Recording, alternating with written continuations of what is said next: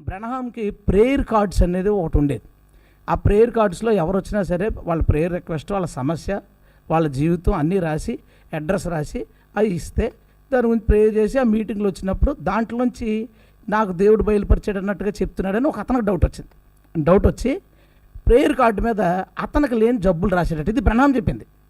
అతనికి లేని జబ్బులు రాస్తే బ్రనహాము ఆ కార్డు తీసుకుని ఈ వ్యక్తి గురించి దేవుడు నాతో చెప్తున్నాడు, ఈ కార్డు మీద రాసిన జబ్బులు అతనికి లేవు, కానీ ఈ జబ్బులన్నీ అతనికి రాబోతున్నాయి అని అనగానే అతను పరిగెట్టుకొచ్చి ఏడ్చి నాకు క్షమాపణ లేదా అని అడిగాడు. అయితే క్షమాపణ లేదు, ఈ జబ్బులన్నీ నీకు వచ్చేస్తాయి అని బ్రనహాము చెప్పినట్టుగా తన ప్రసంగంలో చెప్పాడు. ఎందుకు చెప్పాడు?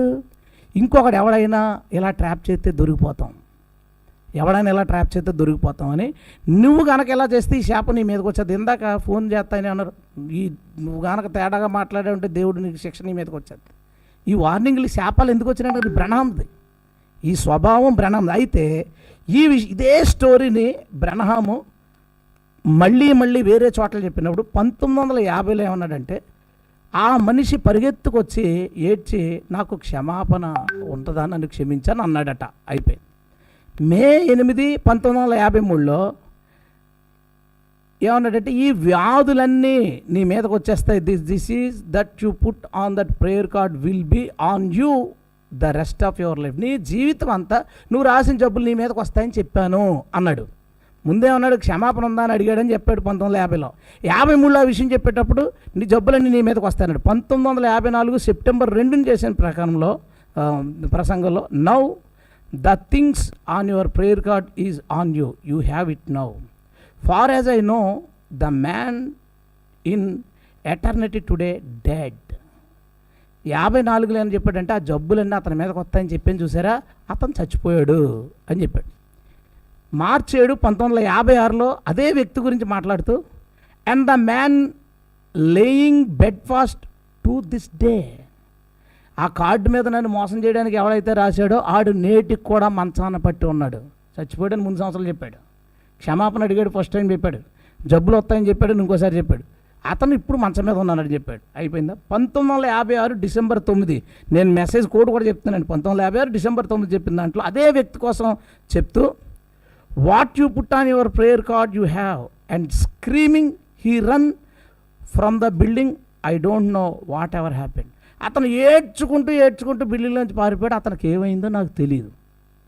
చచ్చిపోయాడని ఒకసారి చెప్పాడు, మంచాన్ని పడ్డాడని ఒకసారి చెప్పాడు, జబ్బులన్నీ మీదకి వచ్చేస్తాయని చెప్పాడు, క్షమాపణ అడిగాడు. ఇప్పుడు బయట పారిపోయాడంటే ఏమైందో తెలియదు.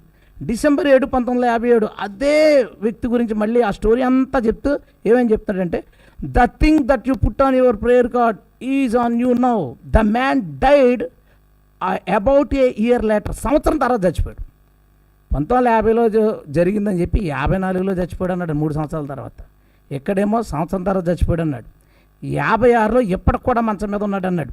ఇంకో మాట చూడండి, జూన్ 30, 1957లో ఇదే విషయం దాన్ని చెప్తూ, బోత్ క్యాన్సర్, టీబీ అన్నీ నీ మీదకి వచ్చేస్తాయన్నాడట. But the last time I heard him, I never heard no more, just a letter from some of the people that he was in a serious condition. చచ్చిపోయినాడు serious కండిషన్లోకి వెళ్ళొస్తాడు. ఇది 1957లో serious కండిషన్లో ఉన్నాడు. ఇవన్నీ ఎందుకు చెప్తున్నాడు? భయపెట్టడానికి. తను ఎవడో పట్టుకోకూడదు, శాపం వచ్చేస్తుంది. ఫిబ్రవరి 8, 1958లో ఉన్నాడు తెలుసా, he died about 6 months later with a cancer. ఆడ రాసిన 6 నెలల్లో క్యాన్సర్ వచ్చి చచ్చిపోయాడు. తర్వాత ఏమన్నాడు, అతను ప్యారలైజ్ అయిపోయింది 1958 మార్చి 30లో, కాళ్ళు చేతులు పడిపోయింటే అదే థియేటర్లో మోసుకుని పోయారు అని చెప్పాడు. 1961, 12 ఫిబ్రవరి 12లో చెప్పింది డైడ్ అబౌట్ 6 weeks ఆఫ్టర్వర్డ్స్. ఇది ఆడు ప్రేయర్ కార్డు మీద 1950లో రాసిన 6 వారాలకి చచ్చిపోయాడు. ఇంకో చోట ఏం చూసాడు, 1 నిమిషంలో చచ్చిపోయాడు. ఒక విషయం నిజమైతే ఇన్ని రకాలు ఉంటుందా? బ్రనహాం అబద్ధికుడు అని చెప్పడానికి ఇంతకంటే ఏం రుజువు కావాలండి? వీళ్ళు ఎందుకు చెప్పిస్తున్నారు అనుకున్నారు? మా బ్రనహాం చెప్పించింది జరిగింది. ఇందులో ఏది తీసుకోవాలా? ఎవరు తీసుకోవాలి? అసలు టీబీ క్యాన్సర్ వచ్చింది, అతను వెంటనే చచ్చిపోయాడు.